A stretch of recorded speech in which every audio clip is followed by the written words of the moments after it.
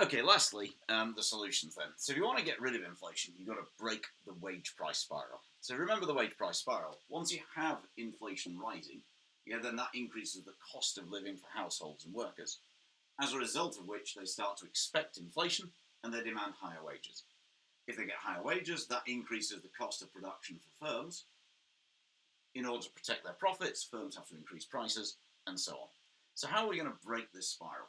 Well, firstly, what we could do is we could try and reduce aggregate demand or decrease the rate of growth of aggregate demand. So what we're trying to do is to match AD to AS. So we know that in any given year, aggregate supply increases because of improvements in productivity and efficiency. So therefore, we want aggregate demand to grow at the same rate as aggregate supply. So we end up like that, and we end up with inflation of 2% or something, which is the Bank of England's target. So there are different ways of controlling aggregate demand, and we've seen them elsewhere. So we can use both monetary policy. So on the one hand, what we could do is we could increase interest rates, or we could, we could do QT. We could reverse QE, something along those lines. And for the effects of interest rates, see the other videos. Or we could engage in fiscal tightening. So we could decrease government spending, we could increase taxes. And for that one, see the fiscal policy video. But let's just have a think about how does a reduction in aggregate demand suppress inflation here. So if aggregate demand is lower, what that means is that here, firms face an increase in competition. Because there's low aggregate demand, they have fewer customers. Because they have fewer customers, it's much harder to increase prices.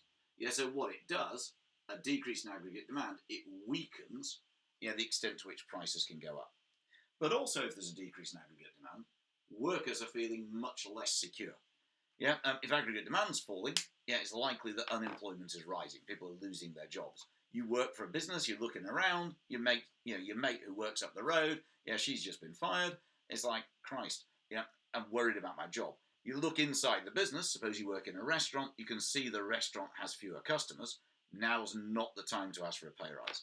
So therefore, a reduction in aggregate demand, it both reduces upward pressure on wages, and as a result, it reduces upward pressure on prices, and it further reduces upward pressure on prices because firms are facing tougher competition. They're facing a tougher environment, so they don't want to increase their prices.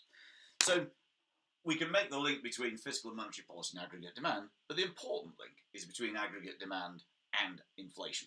Why is it that a reduction in aggregate demand or a reduction in the growth of aggregate demand reduces inflation? You can draw a silly diagram if you like, but this is the key to what's going on. The second thing that we can do then is to try to weaken the wage price spiral. The second solution is we can use supply side policies. But in particular, you could just say it increases aggregate supply. But what you're really saying is that the key supply side policy you want is, one, to weaken the ability of firms to increase prices. And what that means is to try to increase competition in product markets.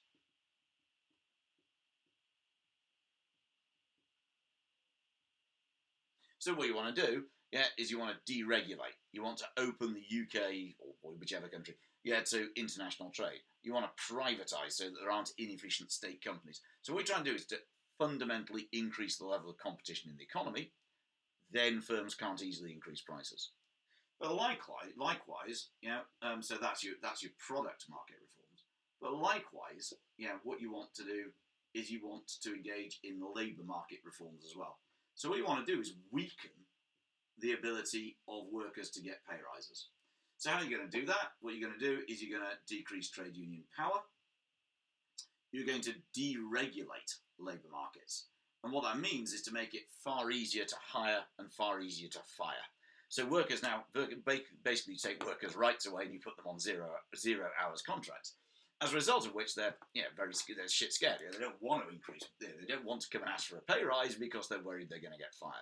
So what you're doing is you're weakening the ability of firms to increase prices, and you're weakening the ability of workers to ask for pay rises.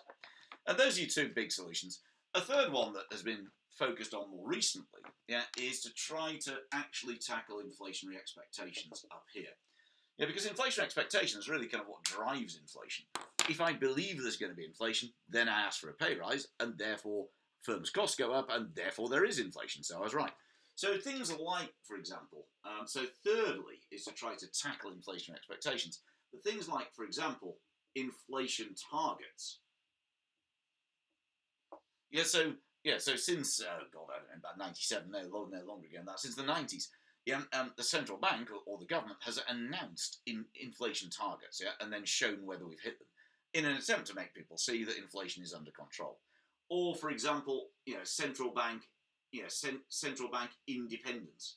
Increasingly, a lot of central banks around the world are becoming more independent of governments. In 1997, one of the first things that Blair did was to make the central bank, make Bank of England independent of the government, because it was felt that that would be more credible. People would believe that inflation was going down. Or more recently, governments in both the Fed in the States and the Bank of England have been giving forward guidance.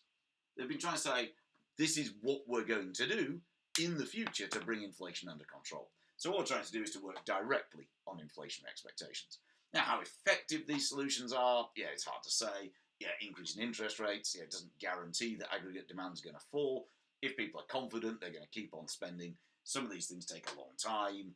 Labour market reforms aren't guaranteed to work and so on. And have a look at the notes for kind of full evaluation. But that's basically the main approaches to bringing inflation under control.